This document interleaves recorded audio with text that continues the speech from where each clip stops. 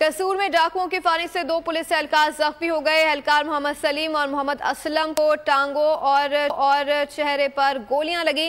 Constable Aslam की एक आंख जाया, तशवीशनाक हालत में लाहौर मुंतकिल कर दिया गया। मजीद जान लेते हैं आसिफ जावेद। जी आसिफ जावेद, आगाह कीजिएगा।